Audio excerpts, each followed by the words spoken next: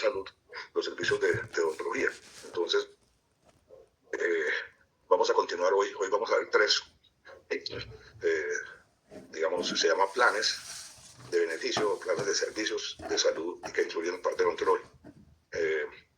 Voy a preguntarles, si usted está en un servicio de urgencias, en un servicio de consulta externa, y llega un paciente, una persona llega y tuvo un trauma ventoalveolar, ¿qué es lo que debemos hacer? Un paciente llega con abulsión de los dos centrales, el 11 y el 21, tiene fractura complicada de corona del 12-22.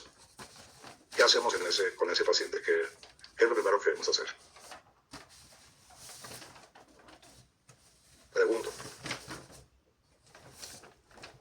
¿Qué es lo primero que hacen ustedes? Pues, doctor, tratar, digamos, la urgencia del que tiene picada de corona, que me imagino que toca hacerle una urgencia de endodoncia, y digamos los otros dientes que están dañados, posiblemente si hay la posibilidad de reposicionarlos y inmovilizar, colocar una ferulita o algo así como de urgencia. Y ya. Pero antes de empezar a hacer la atención, ¿qué debemos hacer? Bueno, pues me imagino que la parte de historia clínica e indagar en los motivos, las causas por lo que sucedió el accidente. Muy bien, ok, está bien, perfecto. Lo primero que hacemos es preguntarle qué fue lo que le pasó, ¿cierto? Es lo lógico que le pasó. Entonces el paciente, ¿qué nos puede decir? ¿Qué le pudo haber ocurrido? ¿Qué tipo de trauma? ¿Qué le ocasionó el trauma? ¿Qué posibles causas puede haber?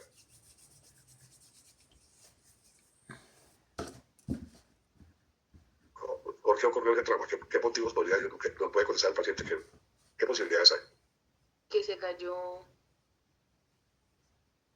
Se cayó. La bicicleta, el piso. Estaba trotando, estaba montando en bicicleta, pum, se cayó y se golpeó, ¿correcto? Cuando se trata en ese caso, que sea ocurrido en la casa o en la calle, la persona caminando, corriendo, se cayó y se golpeó. En la historia clínica debemos consignar que ese fue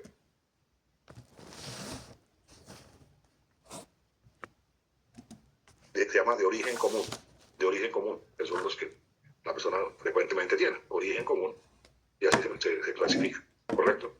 En ese caso, de ese trauma, y llega al servicio de urgencias, ¿a quién le corresponde la atención? ¿A quién le corresponde pagar la atención de ese paciente?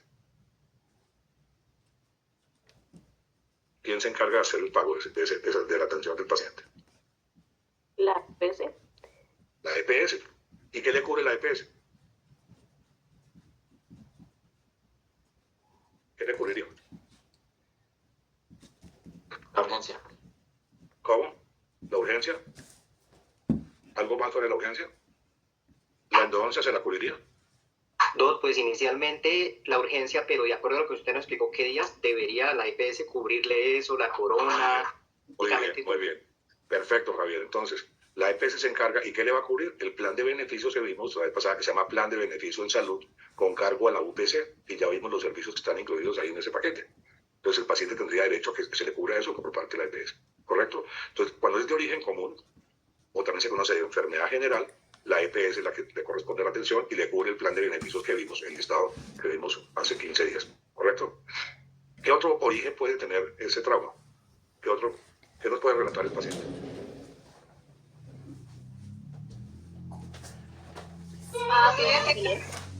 ¿Cómo? No alcanza a escuchar, alguien dijo algo. ¿Qué otro motivo puede haber? Doctor, una pregunta, si el accidente no fuera común, sino el accidente fuera en un carro, ¿eso lo cubriría la EPS o entraría por SOAT? Muy bien, entonces el otro motivo es que nos está diciendo, hay otro motivo que se llama trauma que se originó en accidente de tránsito. Entonces, esa es otra variedad, se llama accidente de tránsito, y en ese caso la atención inicial de urgencias está a cargo del SOAT, como ya lo estoy insinuando. Entonces aquí ya no entra la EPS, sino entra el SOAT, ¿correcto? Hoy vamos a ver qué cubre el SOAT. Ese es uno de los planes que vamos a ver ahorita de forma resumida, ¿correcto? Fuera de accidente de tránsito, ¿qué otro motivo puede tener la persona?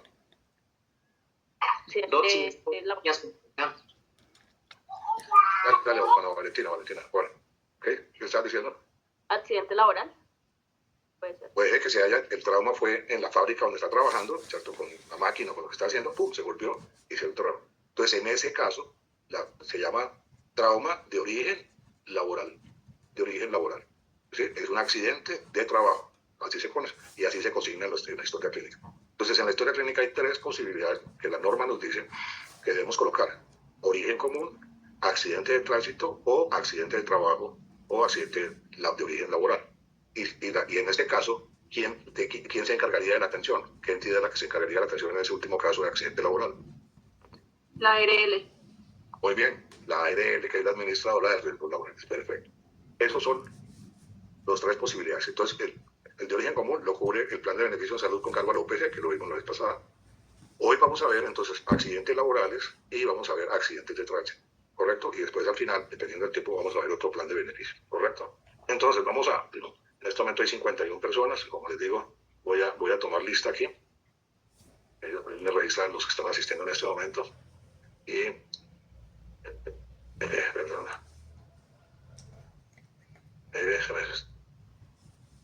que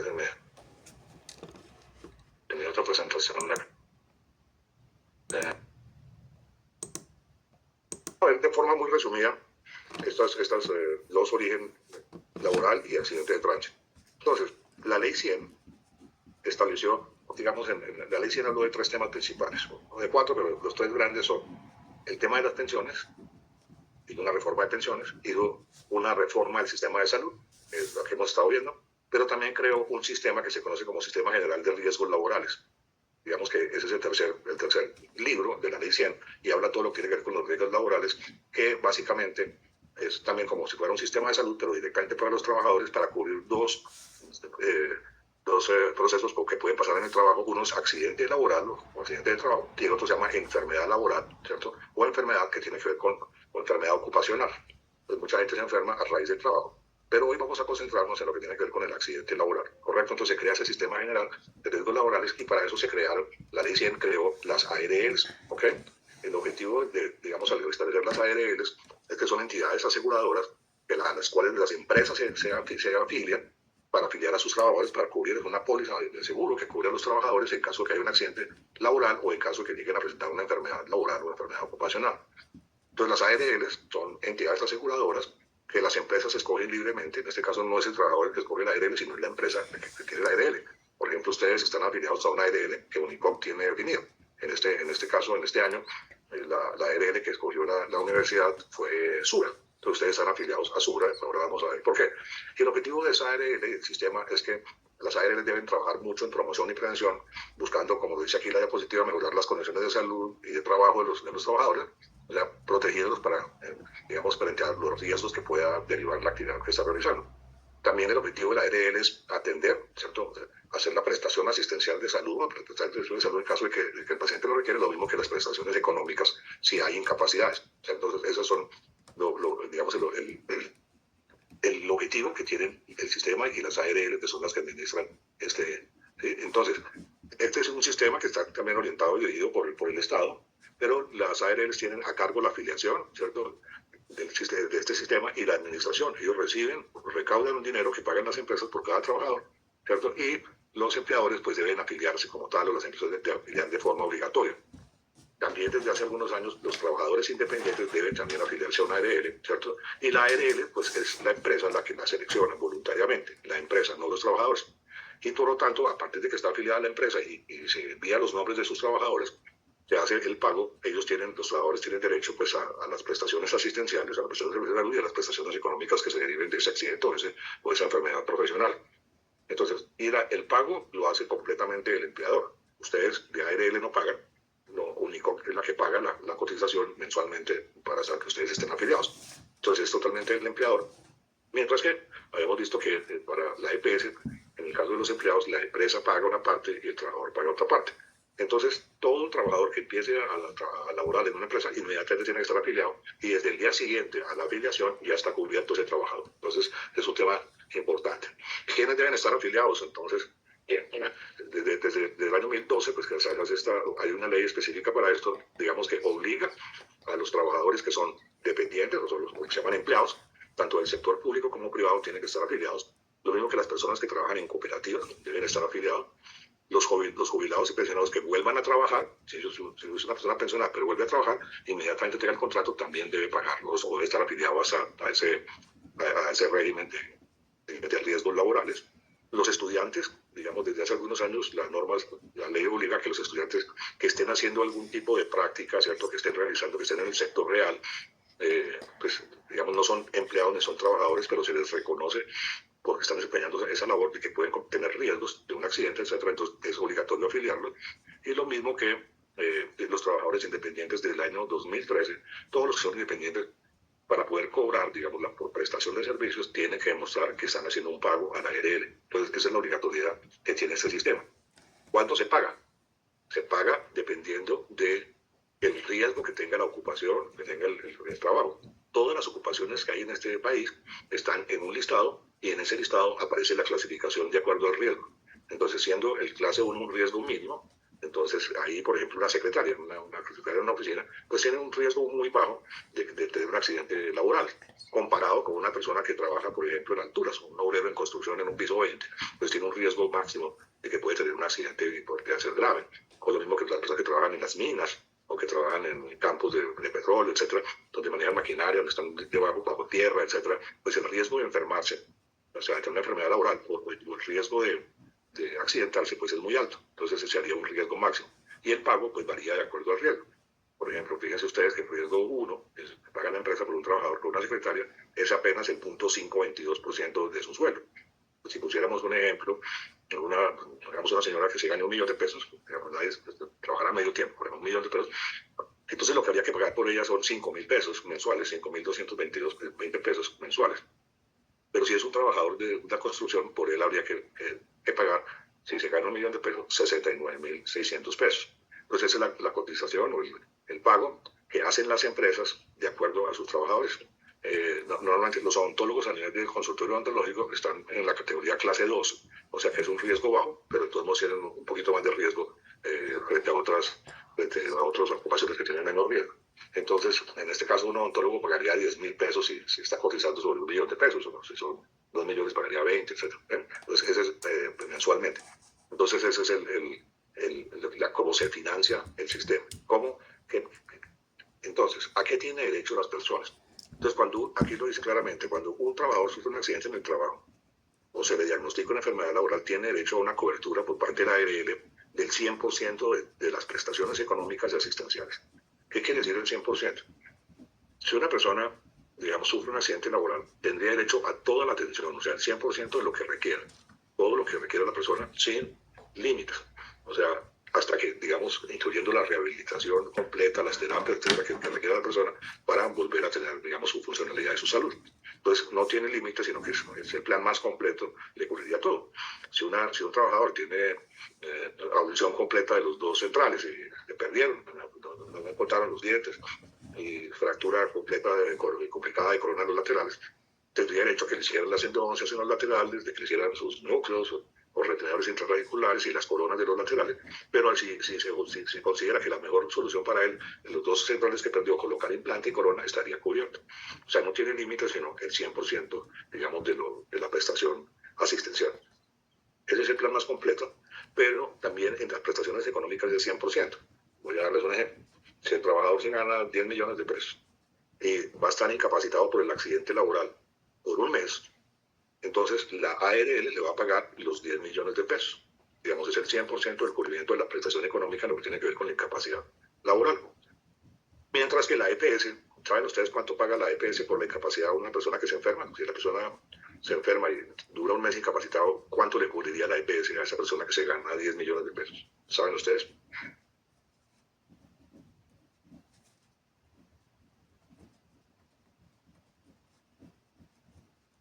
Bueno, están calladitos, pero para que lo sepan, la EPS normalmente paga por enfermedad de origen, como enfermedad general, paga el 66.6% del sueldo.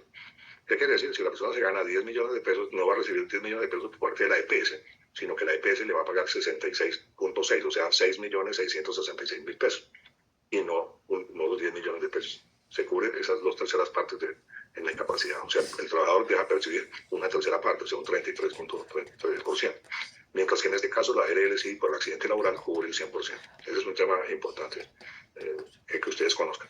Pero lo más importante es que se le van a prestar todos los servicios que requieran, toda la atención médica, quirúrgica, la hospitalización, todo ahí dice claramente odontología, los medicamentos, todos los exámenes diagnósticos, hasta la rehabilitación, las prótesis, los gastos de traslado. Entonces es un plan el más completo cuando la persona sufre un accidente laboral. Y lo mismo, pues en caso de las prestaciones económicas, si hay una incapacidad temporal, entonces pues se le paga el 100%, la indemnización por incapacidad permanente. Si el accidente lo dejó, digamos, totalmente incapacitado, entonces recibe una pensión de invalidez, digamos que sería sobre el 100% de su sueldo. Si en caso de que fallezca ese trabajador por un accidente en el trabajo, pues hay una pensión que le queda a los sobrevivientes.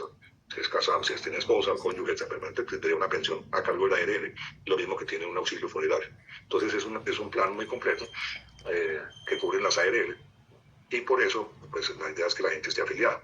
Ustedes cuando tengan el consultorio deben afiliarse y lo mismo deben afiliar a su personal que depende de ustedes, sus auxiliares, etc.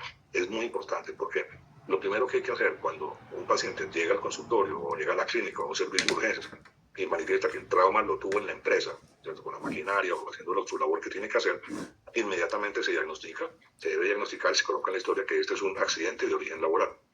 E inmediatamente hay que comunicarse con la empresa donde él trabaja, ¿cierto? Para reportar esa novedad que está la persona ahí, que dice que es trabajador de la empresa y la empresa queda notificada. Entonces la empresa va a decir, sí señores, es una persona que trabaja con nosotros, etcétera, etcétera, por su número de identificación y les dice la ARL que tenemos nosotros es Sura o la ARL es Colpatria o es la que Seguros Bolívar, lo que sea. Y entonces la norma dice que antes de 48 horas hay que notificar a la ARL de que ocurrió ese accidente, ¿cierto? Para que la ARL cubra esa atención. Si nosotros nos reportamos, si la empresa nos reporta o nosotros nos reportamos a la ARL, en esas 48 horas la ARL no va a cubrir. Entonces ahí tenemos problemas. Por eso es que la norma dice que todos los que estén en consulta externa, como los odontólogos, los médicos, etcétera, inclusive los estudiantes, deben conocer este sistema para hacer el trámite adecuado y tenga la cobertura del 100%. Entonces ese es un tema importante. Están levantando la mano dos personas. Creo que están preguntando algo. ¿Quieren preguntar? Entonces, adelante.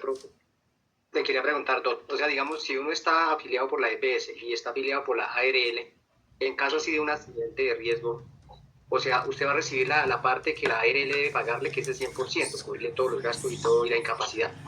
Pero la EPS también está obligada, o si le paga la ARL, entonces la EPS no le paga. La EPS no paga porque el accidente fue laboral, entonces ellos no cubran ese accidente, lo paga la ARL. Entonces ese es un tema, en este caso no le corresponde a la EPS, sino le corresponde a la ARL. Pero pongamos, gracias por tu pregunta, Javier, entonces, sí, la persona no le preguntaron qué fue lo que pasó, sino que una vez lo atendieron y lo metieron como si fuera accidente de origen común. La EPS va a cubrir, porque ellos no, digamos, no se enteran de que fue un accidente laboral, sino que fue de origen común. Va a cubrir, pero fíjese que la gente te perjudica porque va a recibir la incapacidad ya no el 100%, sino el 66%, que ese es el cubrimiento, entonces la persona se perjudica. Pero además, la EPS tiene muchos problemas para cubrir toda la atención, entonces pone problemas para los implantes, pone problemas para las coronas, le niegan los servicios, termina de pronto haciendo la endodoncia nomás y le dice que tienen que pagar el resto. Entonces, digamos que ese es un error grande.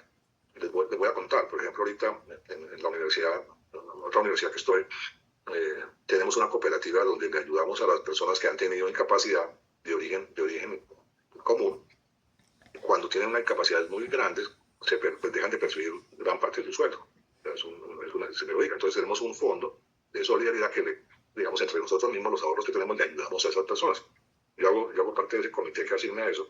Y entonces hace poco una profesora tuvo fractura de fémur, fractura de cadera, llevaba un año incapacitada, y entonces ella pasó la solicitud a ese fondo diciendo, mire, yo me gano 10 millones de pesos, entonces he dejado de percibir 3 millones mensuales durante 10 meses, son 30 millones, pero además la EPS no me ha cubierto muchas de las platinas que me tuvieron que colocar, los tornillos, y me ha tocado las terapias por mi cuenta, ¿sí? Entonces, lo primero que ella pasó su carta solicitando eso, entonces ella ha gastado, pongan ustedes 100 millones de pesos, con lo que ha perdido, dejado de ganar. Entonces, lo primero que pregunté, ¿y qué fue lo que le pasó a la profesora? Entonces, no, que se cayó por las escaleras en la universidad. Entonces, ¿cómo así? Entonces, eso fue un accidente laboral. Entonces lo llamamos a preguntarle y me dijo, sí, efectivamente me caí y me llevaron de una vez a la clínica de servicios de urgencias, pero no le preguntaron qué fue lo que le pasó y no diagnosticaron que era un accidente laboral. Entonces esa señora lleva gastado y dejado de percibir 100 millones de pesos por ese error. Entonces, cuando decimos que además no le podemos ayudar en ese fondo porque ella, digamos, no debió perder ese dinero, sino el aire le debió cubrir completamente, entonces no tenía que haberse perjudicado. Entonces apenas le explicamos eso, pues se pone curiosa. ¿Y qué es lo que hace? Pues inmediatamente demanda al servicio de urgencia que la recibieron, porque nadie le preguntó.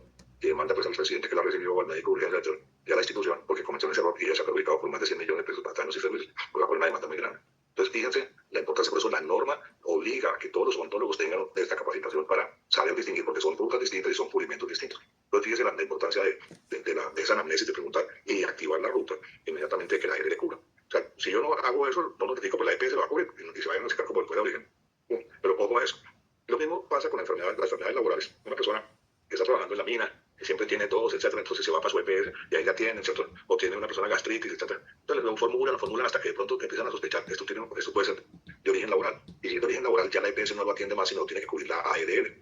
Y entonces la ARL, digamos, ahí se lanzan la pelota entre ellos, porque, digamos, atender una enfermedad laboral, pues con problemas crónicos y todo eso es muy costoso. Entonces las EPS dicen esto es laboral, entonces lo manda a la ARL. La ARL empieza a hacer todos los estudios para saber si realmente le corresponde. Entonces ahí, en las dos entidades funcionan unos comités de salud ocupacional y entre ellos discuten mucho hasta que se llega a un acuerdo de a quién le corresponde, porque eso tiene implicaciones grandes. Entonces, en un accidente laboral, la EPS no cubre, pero si llegan a darse cuenta que es un accidente laboral que no se ha diagnosticado con la EPS, yo no va a cubrir y la ARL tampoco. Entonces ahí entra un conflicto a quién le corresponde. Y fue la IPS la que diagnosticó el servicio de urgencia, la que no cubrió, entonces la que no preguntó y no notificó adecuadamente eso. Entonces genera una problemática importante y hay mucho dinero de por medio. Entonces hay otra persona con la mano levantada, es que no veo el nombre de aquí, pero LB. Sí, es una pregunta, creo que diría yo muy loca, pues porque estamos hablando de los trabajos y de los riesgos que tienen cada uno, ¿no? Y es cierto, exactamente, una secretaria no tiene mucho riesgo realmente, pues porque su trabajo no lo tiene. Pero, no sé, digamos que una situación como la que se presentó en el Palacio de Justicia hace tantos años en las que entraron fuerzas militares y esa, es una situación ya muy extrema en la que en este caso, bueno, al final la señora sobrevivió, pero tuvo un problema, pues no sé, algo le pasó, un accidente. Entonces, en las situaciones, por así decirlo, tan extremas, ahí en ese caso, ¿qué sería lo que entra pues a cubrir como todos los gastos y todo lo que sigue ahí para esa persona? Ok, bueno, perfecto, buenísima la pregunta. Tanto extrema, pero pasa, y pasa mucho aquí en este país porque, por las víctimas de la violencia. Pero entonces, si me permites un momentico, creo que unas 5 o 6 diapositivas más adelante te tengo la respuesta. Me esperas un poquito y ya llegamos a ese punto, ¿te parece? Listo. Listo, ya llegamos. Y si al final no te respondo, me empiezas a interrumpir. Pero ya te voy a contestar qué pasa con eso. Y tiene ya toda la razón. Hay un cuarto tema, o sea, hemos visto accidente de origen común, accidente laboral, accidente de tránsito, y hay un cuarta forma que viene más adelante, que se llama accidente de origen terrorista. Se llama evento catastrófico de origen terrorista. Ya lo vamos a mirar. ¿Te parece? Totalmente está perfecto lo que acabas de decir. Lo íbamos a ver, pero no lo había anunciado, ¿correcto? Muy bien. Entonces, digamos que los trabajadores cuando están afiliados al sistema tienen unos deberes, o sea, y es que el trabajador tiene que cuidarse, ¿cierto? Tiene que informar su situación de salud, debe pues, digamos, usar los elementos de protección paritario, ¿cierto? De protección personal. Hay unos comités paritarios en todos los trabajos que se llaman comités de salud ocupacional, donde los trabajadores tienen representantes y los directivos o los empleadores tienen sus representantes paritarios porque es el mismo número. Entonces, digamos que son obligaciones que tienen los trabajadores, digamos, también, no solamente tienen derechos, sino también pues, tienen deberes de cuidarse, de usar, digamos, los cascos, y tienen que usar cascos, y ustedes tienen que usar tapabocas, y usar guantes, etcétera, para protegerse también todos los elementos de protección personal, antifluidos, y es una obligación que tenemos todos los trabajadores, ¿ok? Entonces, las ARL lo que deben es cubrir a sus trabajadores, carnetizarlos, darle información, ¿cierto? Uno se comunica con la ARL, por ejemplo, ustedes cuando se están en las clínicas, si alguien se pinchó con una aguja contaminada, etcétera, entonces hay que notificar inmediatamente a la ARL. Ellos te van a decir, deben ir a tal sitio, a que lo atiendan, y a partir de eso queda notificado y vas a tener cubrimiento. En caso de que usted llegue a tener una incapacidad, digamos, por ese accidente laboral que tengan, entonces ustedes también van a tener derecho a las prestaciones económicas y asistencia al exterior del lugar. La norma obliga a que ustedes estén afiliados con base en 2 salarios mínimos, eso es lo que se establece en la norma, entonces tendría derecho a esa incapacidad o esa indemnización, digamos, dentro de la incapacidad. Son respectos de Estado. Y, como les decía, las ARL tienen la obligación de hacer promoción y prevención. Por ejemplo, ustedes en las clínicas siempre, permanentemente, usualmente va a estar la persona de Sura, y les da información, que deben tener precauciones al lavar el instrumental, toman medidas y hacen como, miran, digamos, los riesgos que tenemos para todos los trabajadores y deben adelantar programas de prevención. Esa es una de las funciones que tiene la ARL con eso. Ese es en resumen lo que tiene que ver con ARL. Si tienen preguntas del tema, me van interrumpiendo y las van formulando. Muy bien. Entonces, la ARL para enfermedades y accidentes de trabajo tiene un cubrimiento del 100%, es una muy buena prestación. Ustedes en el futuro, si están en un servicio de urgencias o en un consultorio, llega un paciente con un trauma que fue en el trabajo, ustedes pueden atenderlo tranquilamente siempre y cuando notifiquen a la ARL de que está esta persona, ellos verifican que la persona sí está afiliada y van a cubrir, ustedes le pueden cobrar a la ARL la atención con las tarifas que tienen establecidas en el sistema. Ahí hay un punto importante, si la persona se accidentó en el trabajo y llegó al consultorio, llamamos a la empresa y la empresa dice no está afiliado, no estamos al día, la ARL no va a cubrir. Entonces eso es una situación bien grave. ahí la empresa va a ser multada por no cumplir con esta obligatoriedad, o sea, se llama una evasión de esa cotización.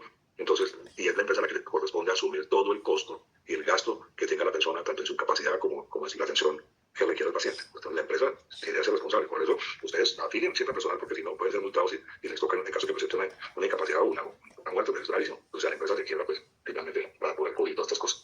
Bueno, el otro tema que decíamos de los motivos se llama accidentes de tránsito. Entonces, es muy frecuente en los servicios de urgencias que lleguen accidentados, digamos, por accidentes de tránsito, que lleguen personas lesionadas, y eso generó una problemática muy grande en Colombia y en general en el mundo. En la medida que hubo más automóviles y más velocidad, digamos, los números de accidentes de tránsito pues, son muy altos. Digamos que es una de las primeras causas de enfermedad y muerte, tanto en Colombia como en el mundo, y es un problema que se conoce como de salud pública, o sea, que es un gran problema para la población. En Colombia, en los años 80, esto generó unas problemáticas muy complejas, porque las personas, digamos, víctimas de un accidente de tránsito, los llevaban a un hospital, a un servicio de urgencias. En los servicios de urgencias hay la obligación de atender a todas las personas que requieren la atención de urgencias hasta que la estabilicen. Una vez la estabilicen, ya, digamos, pueden remitirla al sitio que le corresponde, etc. Entonces pasaba en esos años que el servicio que estaba teniendo un aviso de urgencias, llevaban la policía, una ambulancia, llevaban a una persona lesionada, puede ir inconsciente la persona, no se sabía quién era, y digamos que había que atenderlo. Lo entran por urgencias, está inconsciente, no sabe muy bien quién es, tiene un trauma craneoencefálico severo, te lo llevan a cuidado intensivo, hay que hacerle cirugía con el trauma craneoencefálico. Entonces la persona dura un mes en el cuidado intensivo y falleció. Y entonces esa persona, ¿quién pagó? Nadie pagó. Y eso pasaba todos los días. O llegaban accidentados pero no tenían plata. Entonces los atienden, había que atenderlo y después, ¿quién paga? Entonces, inclusive, digamos que aquí el pago le debe corresponder al vehículo que tuvo la culpa, ¿cierto? Entonces, si es una persona que fue atropellada, pues el carro que lo atropelló pues, debe asumir el gasto. Entonces, por eso la gente se volaba, ahora se siguen volando, yo no sé por qué, pero se vuela. Y entonces nadie respondía por esa persona. Eso generó una problemática muy compleja en el sistema de salud, porque los hospitales se quebraron por servicios de urgencias por este motivo. Y el otro tema es que ya nadie quería atender accidentes de tránsito. O sea, solamente lo atendían si llegaba alguien y pagaba de antemano, o firmaba un pagaré, ponía una tarjeta de crédito, se hacía responsable, pues así lo atendían. Pero si no había quien respondía, no era muy claro qué pasaba ahí, entonces los hospitales decidían no atender. Entonces, o cerraban el servicio de urgencia o no atendían accidentes de tránsito. Y es lo que se llamó en una época el paseo de la muerte. Una ambulancia lo llevaba del servicio de urgencia y nadie lo quería atender, nadie lo atendía. Y finalmente terminaba muriendo ese paciente porque no lo atendía. Entonces, eso generó una problemática muy grande en el sistema de salud. En el caso colombiano, entonces se presentó una solución que es tener un seguro, una póliza de seguro para esos accidentes de tránsito que se encargue de cubrir la atención de esa urgencia, por lo menos la atención inicial. Pero además, el problema también es que cuando se buscaba quién fue el carro, 2 carros se sellaron, hay 5 heridos. ¿Quién tuvo la culpa? No se sabe, porque la culpa la va a determinar un proceso, digamos, de tránsito, etcétera. Finalmente es un juez el que determina quién fue el culpable. Y eso el proceso demoraba 3 o 4 años en saber quién fue el culpable y luego apelaban. Entonces el hospital se quedaba sin quien pagara por 3 o 4 años hasta que alguien tenía que responder después. Entonces era un lío todo lo que era el cobro de esa lesión. Dale, otra vez, te estás preguntando. Levantaste la mano, Belén. Pues no sé si se podría ir después de la explicación de este caso, pero por ejemplo, lo que pasó con los estudiantes, se supone que los estudiantes también tienen que dar su póliza ya de colegios y pues en viajes, sobre todo cuando van así a paseos y todo ese tipo de cosas. Pero por ejemplo, con el tema de los estudiantes, creo que fue en Medellín, los chicos que iban en el bus y se volcó y todo, pero fue más un tema del bus que porque hubiera otra persona en ese choque. También entraría en este tema de ARL, pues con la EPS y con todo eso. Para lo que tiene que ver con transporte escolar y lo que tiene que ver, por ejemplo, ese tipo de salidas que se alquila un bus, etcétera, ahí se debe tomar una póliza adicional. No solamente es el SOAT que tiene el carro, sino que ese transporte especial de protección a niños y estudiantes debe tener una póliza de accidentes adicional, ¿cierto? Para cubrir totalmente el accidente. Entonces, el problema que ha habido en muchos de estos que están mencionando, de los estudiantes que fueron a una actividad, a una cosa deportiva, etcétera, y se accidentaron, es que muchas veces el carro, para que pueda hacer el transporte, tiene que demostrar que tiene toda su revisión técnico-mecánica al día, pero además tienen que tomar una póliza para esa salida, específica para esa salida. Y eso es lo que a veces no se cumple. Voy a darles un ejemplo. En Unicoc, estaban haciendo unas salidas con los estudiantes de ingeniería, etcétera, entonces para ir a algunas empresas, alguna cosa, una actividad que se hacían muy temprano. Y entonces nosotros dijimos, está bien, se les da el transporte, pero primero tiene que ser un transporte que esté habilitado para eso. Debe tener la revisión técnico-mecánica, pero hay que tomar una póliza, el transporte tiene que tomar una póliza de seguro para esa salida, específica para eso.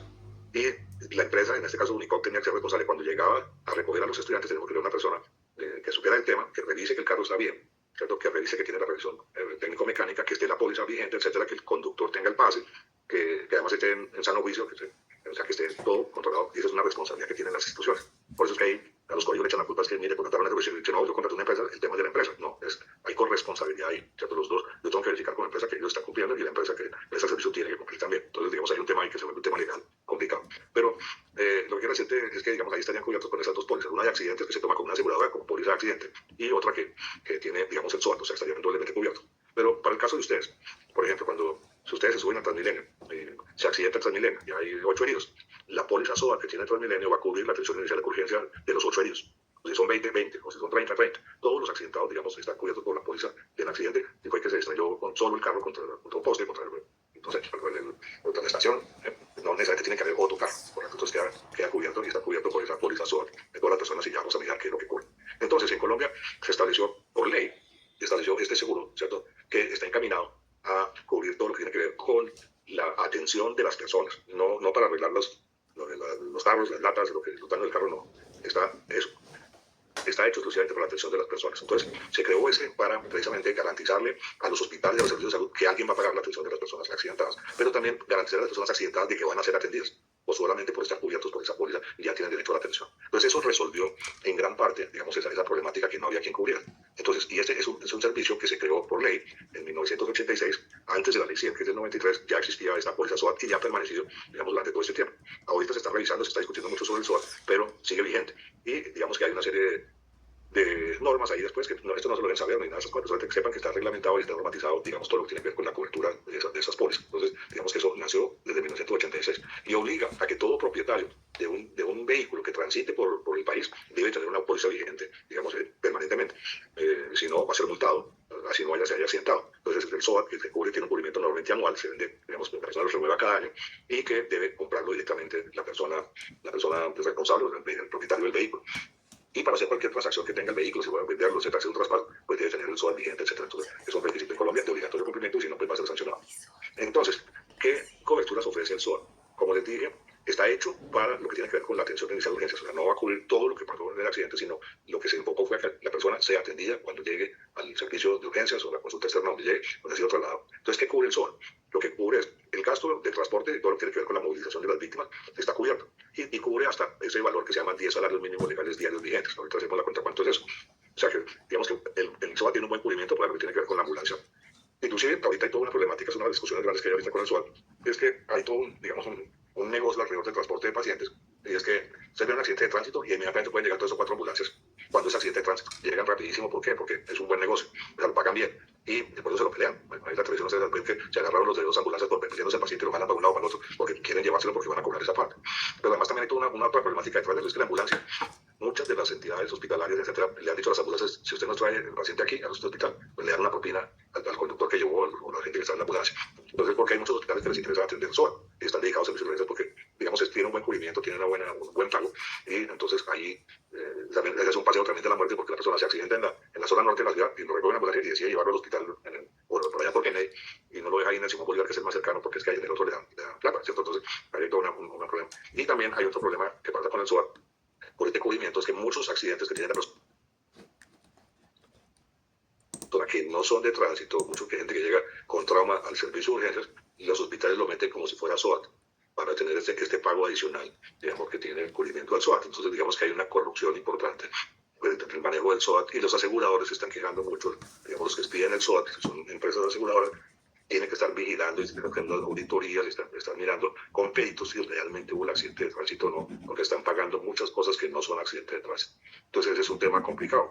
El otro tema complicado que está pasando con el SOAT es que, digamos, los vehículos más accidentados en Colombia son las motocicletas. Y los accidentes de moto, digamos, los heridos normalmente quedan mucho más lesionados o más graves que un accidente de otro tipo de vehículo. Entonces, y lo que se ha demostrado aquí en Colombia es que de todas las motocicletas que circulan por el país, que son muchísimas millones, la mitad, se considera que la mitad no tienen SOAT. Entonces está pasando que llegan muchos heridos de accidente por motocicleta y resulta que no hay SOAT. Entonces está generando un desangre grande al sistema de salud. Entonces, cuando llegó Petro al gobierno, encontró esta problemática, entonces él dijo, lo que hay que es estimular a que la gente de las motos adquiera el SOAT. Entonces, cuando él llegó el primer año de gobierno, dijo, voy a bajar el SOAT de las motos, de determinadas motos de cilindraje, a la mitad, para que la gente lo pueda pagar. Y el gobierno va a subsidiar la otra mitad. Entonces, eso funcionó durante un año ese subsidio. Al terminar ese año, se hizo el cálculo y ninguna moto se afilió adicional, o sea, siguieron las mismas que son evasores del SOAT. Esa evasión continuó. Entonces, digamos que esa medida no funcionó. Entonces, el problema es que la gente que tiene motos, sobre todo en muchas regiones de Colombia, inclusive no usan casco, o sea, en Tierra Caliente no usan casco porque hace mucho calor, no llevan ningún tipo de protección, van con acompañante o más personas en la moto. Entonces, los accidentes son muy frecuentes, quedan muy heridos, ¿cierto? Hay muchos lesionados de forma grave y no hay quien cubra esa atención porque no tienen SOAT. Entonces eso ha generado una problemática. Por eso se está discutiendo si se conserva el SOAT o no, porque además los costos, digamos, que genera o que le implica a las personas pagar el SOAT normalmente, pues también pueden ser un poco altos, digamos. Entonces se está discutiendo qué debe pasar con esto, pero por lo pronto sigue existiendo y este es el cubrimiento que tiene. Entonces, el transporte de víctimas, todos los gastos médicos, quirúrgicos, farmacéuticos, todos los medicamentos y hospitalarios están cubiertos, principalmente lo que tiene que ver con la atención de urgencias. Entonces, a la persona la atienden todo lo que necesite hasta este monto, 800 salarios mínimos legales diarios vigentes. ¿Cuánto es eso? Si ustedes cogen el salario mínimo, que es en este momento de 2 millones, pues realmente son 2.750.000, perdón, 1.750.000 es sin el subsidio de transporte. Si ustedes toman ese valor, entonces lo dividen por 30 y lo multiplican por 800, estamos hablando que puede estar alrededor de 30 millones de pesos este valor. Entonces, el hospital, por cada herido que llegue el accidente de tránsito, tiene hasta 30 millones para atender a ese paciente. 30 millones de pesos puede ser mucho para una persona que tuvo un trauma ligero. O sea, si la persona fue solamente un trauma dentro del doblar y se le fracturaron los dos centrales, pero digamos, se partió la corona, pero tiene la raíz, entonces se le hacen 2 endodoncias, se le hacen 2 núcleos, fractura intraarticular y 2 coronas. O sea que con los 30 millones de pesos le alcanzó bien a cubrir eso y no resuelto el problema. Pero una persona que llegue con un trauma craneoencefálico y que además tiene trauma facial, etc., entonces va a entrar y necesita cirugías digamos, del cráneo, y necesita cirugías después de cuidado intensivo, hospitalización, pues esos 30 millones en 2-3 días se cubren. ¿Ya? Entonces, pero lo que busca es garantizar que la persona es atendida. Y eso es, siempre que llega una persona que, ¿qué pasó? Accidente de tránsito, puede tener el SOAT, tiene que haber un SOAT de cualquiera de las personas. Si no hay, ya les cuento qué se hace, pero si tiene el SOAT de cualquiera de los cargos, o sea, se estrellaron 2 cargos, con cualquiera de los 2 SOAT, digamos, se hace la atención y se cubre la persona sin saber quién fue el que tuvo la culpa, digamos, no es un tema en ese momento, sino eso será más adelante, pero en ese momento cualquiera de las pólizas de SOAT, digamos, va a cubrir los heridos que haya de ese accidente y le cubren hasta ese valor a cada persona, hasta 30 millones. Cuando la persona se pasó de 30 millones, ya el hospital no se lo puede cobrar al asegurador que expidió ese SOAT, por ejemplo, si fue Mafre, ¿cierto? O fue Suramericana, o fue en cualquiera de esas empresas, yo le cobro a él hasta 800 salarios mínimos de atención. Y a partir de ese momento ya él no va a cubrir nada más, sino ahí la atención la continúa pagando la EPS. La EPS que tiene la persona, bien sea el régimen subsidiado o el régimen contributivo, debe cubrir el resto, lo que sigue de la atención a partir de eso. Entonces existe ese tope, no hay un límite de decir cubre esto y esto y esto, no, cubre todo lo que quiera el paciente, lo que necesite el paciente que se ocasionó con ese accidente. No le va a cubrir otras cosas. Si la persona le falta un primer molar, no, ese no fue el accidente, fue lo que pasó en el accidente. Por eso es muy importante que se determine en la consulta que fue un accidente de tránsito. Lo primero es colocar origen accidente de tránsito. Ya se sabe que el SOAT va a cubrir. El segundo punto es que yo tengo que hacer muy bien la historia de ese paciente para mirar todas las lesiones que tiene el paciente para que sean cubiertas por este seguro. Si yo en la historia no me faltó colocar, yo me di cuenta sino que había fractura de los 2 centrales, pero también los caninos están fracturados y yo no me di cuenta, no lo coloqué en la historia, el SOAT no me lo va a cubrir. Tiene que cubrirlo, cubre lo que quedó reportado en el accidente. ¿Sí? No, si la persona tiene otra cosa que le cubra el SOAT, es que se me cayó una calza atrás o una resina, no, eso no se va a cubrir, es lo que ocasionó. Por eso la historia clínica la va a pedir el asegurador de cómo se reportó, de qué fue lo que se diagnosticó en urgencias, y entonces va a cubrir eso, no va a cubrir otras cosas. Si usted le empieza a hacer otras cosas, pues no se las van a pagar. ¿Okay? Entonces eso es lo que cubre la incapacidad permanente también hasta 100 salarios mínimos, y si la persona muere, tiene derecho a una indemnización de 750 salarios mínimos legales diarios vigentes, que es una póliza importante. Entonces, eso es lo que cubre el SOAT. Entonces, la pregunta es, ¿qué le cubre el SOAT? La atención de urgencias. ¿Hasta dónde? Hasta 800 salarios mínimos diarios legales vigentes. Eso es lo que cubre. De ahí para adelante, a la EPS le corresponde la continuidad de la atención. Entonces, esto está establecido por norma, por ley, ¿cierto? Todo está establecido, cómo se realiza, ¿cierto? Entonces, tienen las mismas condiciones. Yo compro el SOAT a cualquier empresa, me va a tener el mismo cubrimiento. Es más, lo que yo pago, lo que está establecido es de acuerdo al tipo de vehículo que estoy asegurando, y es lo mismo en todas las empresas. El SOAT me los pide, como les digo, Sura o Sudamericana, o me los pide Mafre o cualquier asegurador que haya. Es igual, me va a costar lo mismo, no hay competencia entre los aseguradores porque esto está reglamentado exactamente de acuerdo al tipo de vehículo. Entonces, el vehículo debe estar asegurado por una vigencia de 1 año, Inclusive a veces si hay un vehículo que viene de Venezuela y quiere pasar a Ecuador, tiene que asegurarse, y lo mínimo es un mes. Mientras transite, digamos, por el país, tiene que estar cubierto. Y tiene el control por parte pues, de la superintendencia de que esto se expida bien y se cumpla. ¿Cuánto cuesta? Pues ¿quién define el precio? Entonces, eso está establecido por la superintendencia cada año, cuál es la tarifa de acuerdo a la categoría del vehículo. Entonces ahí dice que son 35 categorías de vehículos según cilindraje, la capacidad, etcétera, etcétera, y está establecido por tablas cuánto es que le pagan. Tanto una tractomula como una moto, como un vehículo particular, un taxi, digamos, todos tienen un seguro de SOAT establecido de acuerdo al cilindraje, al año que tiene, etcétera. Entonces, quiero que entiendan esto para poder explicar el siguiente aspecto. Este es un ejemplo que simplemente para que quede fácil de entenderlo. Si una persona paga 151.600 pesos por el SOAT al año, yo tomo una póliza, ya no hay ningún otro aparato, pero es un ejemplo. Entonces, ¿cómo se distribuye ese dinero? Usted se lo paga a la compañía de seguros que les pidió la póliza. Ellos toman los 151.600 pesos, se quedan con 100, le corresponde a ellos, y con eso van a cubrir lo que acabamos de ver, ¿cierto? Los servicios que cubren, digamos, el SOAT. Ellos se encargan de hacer eso. Pero ellos le envían 50.000 pesos, o sea, una tercera parte, se lo envían a la ADRES, que es la administradora de riesgos en salud, la entidad del Estado, le van a mandar 50.000 pesos, que eso va para un fondo, que ya les voy a explicar en qué consiste. Se llama el fondo, en el FOSIGA, que es lo que funcionaba dentro del ADRES, lo mete a una cuenta que ya les explico qué es. Y quedan 1.600 pesos, que es para la Autoridad Nacional de Tránsito, para el funcionamiento de esa entidad, que es la que expide los pases, expide las tarjetas de propiedad de los vehículos, etcétera. Es la entidad que lleva ese control. Entonces, así se distribuye el dinero que usted paga cuando compra un SOAT, ¿correcto? Si usted paga 2.000 tal, se distribuye exactamente 150 para eso, 100 para tal. O sea, así se distribuye siempre que se compra el SOAT. Entonces, con eso, digamos, se establece una cuenta, ese dinero que vimos ahí, que va para el ADRES, va para un seguro que se llama de seguro de riesgos catastróficos y accidentes de tránsito, con la sigla ECAT, la cuenta ECAT, así se conoce. ECAT es evento catastrófico y accidente de tránsito. Entonces, se van a pagar con ese dinero, a partir de la ADRES va a pagar lo siguiente, ¿cierto? Que con ese dinero que se pagan los accidentes de tránsito cuando no existe SOAT. Si una persona es atropellada por un carro fantasma, pero sabe que fue atropellado, llega al hospital, y el carro se voló, no hay SOAT, pero entonces el hospital lo atiende exactamente igual como si tuviera SOAT, y se lo cobra ya no a la empresa aseguradora que expidió ese SOAT, sino se lo va a cobrar al Estado, a la ADRES, en esa cuenta ECAT. Para eso es ese dinero, para pagar a las personas que son víctimas de accidentes de tránsito. Entonces, se van a pagar con ese dinero, a partir de la ADRES va a pagar lo siguiente, ¿cierto? Que con ese dinero que se paga, el carro se voló, no hay SOAT, pero entonces el hospital lo atiende exactamente igual como si tuviera SOAT, y se lo cobra ya no a la empresa aseguradora que expidió ese SOAT, sino se lo va a cobrar al Estado, a la ADRES, en esa cuenta ECAT. Para eso es ese dinero, para pagar a las personas que son víctimas de accidentes de tránsito que no tienen SOAT, ¿cierto?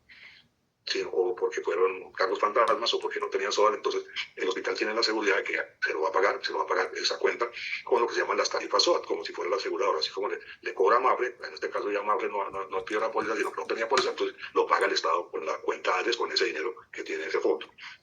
Pero para contestar la pregunta que tenía su compañera, en ese fondo se llama ECAT porque también se llama eventos catastróficos, ¿cierto? Riesgos catastróficos, que son de dos tipos. Uno que son de origen natural, por ejemplo, si la persona hubo un temblor, un terremoto, y hay accidentados de ese terremoto, llegan al servicio de urgencias, los van a atender y los atienden con cargo a esta cuenta ECAT de eventos catastróficos que son de origen natural, un temblor, una avalancha, un desbordamiento, se generó heridos.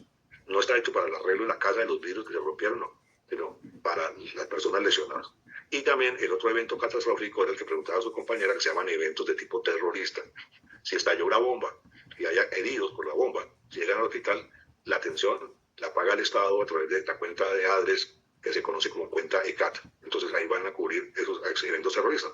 Entonces ella estaba planteando, las personas que fueron heridas por un evento terrorista, como fue la toma del Palacio de Justicia, etc. Entonces, para esas situaciones está cubierto, digamos, lo que tiene que ver con esa atención de urgencia a las personas a partir de esta cuenta ECAT.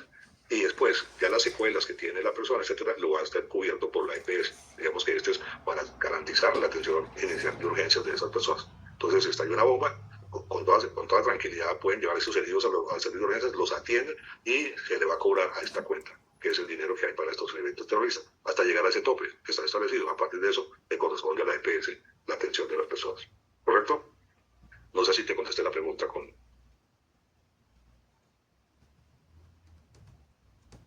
¿Sí sí. Sí, quedó claro, gracias. Ok, muy bien. Bueno, aquí termina esta primera parte de la presentación de los dos servicios que acabamos de ver, que se llaman accidentes de tránsito y accidentes de tipo laboral. Son las 7:11. Creo que no vamos a alcanzar a ver el otro porque no quiero pasarme. Llevamos realmente ya una hora. ¿De esta parte tienen preguntas, dudas, inquietudes? Por ahora hay 60 personas en clase, debería haber 94, pero bueno, de todos modos se está grabando y voy a dejar de compartir ahorita esto. Entonces, hemos visto 3 planes de beneficio. Atención por origen común o enfermedad general, que es a cargo de la EPS. Vimos accidentes laborales o enfermedad laboral cubiertos por la ARL. Y vimos accidentes de tránsito cubiertos por el SUAT. Son 3 planes de servicios que incluyen, digamos, la parte odontológica. En el primero, con cargo a la OPC, hay un listado de procesos, de procedimientos que cubren. En el segundo caso, la IRL cubre la totalidad de lo que requiere la persona por el accidente laboral. Y en los accidentes de tránsito tenemos un tope en dinero para hacerle lo que haya que hacer al paciente. Hasta que lleguemos a ese tope, lo demás correspondería a la EPS con el plan de beneficio con cargo a la UPC. ¿Ok? Les iba a mostrar otro que son otro tipo de pólizas de seguros, que es un poquito lo que preguntaban frente a esas otras pólizas. Por ejemplo, hay pólizas para estudiantes, para trauma, etc. Entonces, o en los colegios, pero también hay unas, se llaman planes voluntarios, que son ya la medicina prepagada, los planes complementarios. Les voy a explicar qué cubre, pero ya no nos dio el tiempo para hacerlo. Quiero informarles, ahorita ya hay 62 personas, que de hoy en 15 días, o sea, el jueves 19 de marzo, tenemos parcial, el primer parcial. Ese parcial lo vamos a hacer como habíamos quedado en el campus a las 4:15 de la tarde, que está programada esta clase, en el aula auxiliar del auditorio. Ahí vamos a hacer el examen de hoy en 15 días. De hoy en 8 les recordaré, pero para que se preparen, porque algunas personas me preguntaron esta semana cuándo es el examen. También esta semana me preguntaron algunas que me encontré en la universidad si pueden hacer trabajos, si quieren hacer como cosas adicionales para subir la nota, no solamente tener el primer parcial, sino nota.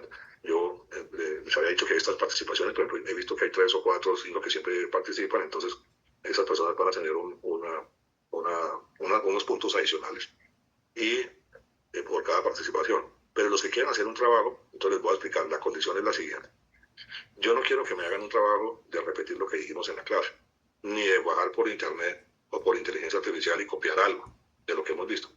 No, a mí lo que me interesa es que usted me demuestre que usted aprendió algo, ¿cierto? Aprendió algo por la revisión que hizo, por lo que buscó, pero a mí no me interesa que me copien lo que yo ya me sé, o lo que está en la literatura, no me interesa. A mí me interesa que usted máximo en 2 hojas, máximo 2 hojas, haga un escrito de su postura, de lo que usted piensa, de cualquiera de estos temas, de su opinión, sustentada, claro, argumentada. O sea, yo creo que esto no estoy de acuerdo con que esto, o sí estoy de acuerdo con esto, o me parece que el cubrimiento no debería ser así, sino debería ser así, las actividades de autoridad deberían ser menos, más, por esto y esto. Es una cosa suya, de puño y letra. Lo pueden escribir en un papel, en lápiz, no necesita, a esto les gusta hacer mucho infografías, pueden hacerlo como quieran, pero usted me dé la opinión. Pero no para que me repite que el cubrimiento del salario son 800 salarios mínimos, eso ya no lo sabemos. Eso ustedes lo deben saber. Lo que me interesa es que usted, los que quieran, con gusto pueden hacer el trabajo. Máximo 2 horas. En que usted concrete y diga, no estoy de acuerdo con que pasa esto, me parece tal, que las motos tal cosa, lo que quieran. De los temas que hemos visto y que vamos a ir viendo. Todas las personas pueden hacer un trabajo sobre un tema, otro trabajo sobre lo que quieran. Si tiene 2, 3, eso le va a sumar puntos. Eso le va a sumar puntos y eso les ayuda para su promedio. Esa es la condición. Me lo pueden enviar al correo, es asesor directivo 2, o me lo envían a través de Teams, o me lo mandan por el WhatsApp, como quieran. Entonces aquí les voy a copiar hoy, si quieren vamos a colocar aquí en el chat mi correo, por si la quieren enviar cualquier cosa, con gusto. Ahí está, asesor directivo 2, correcto, @unicoc.edu.co. Entonces ahí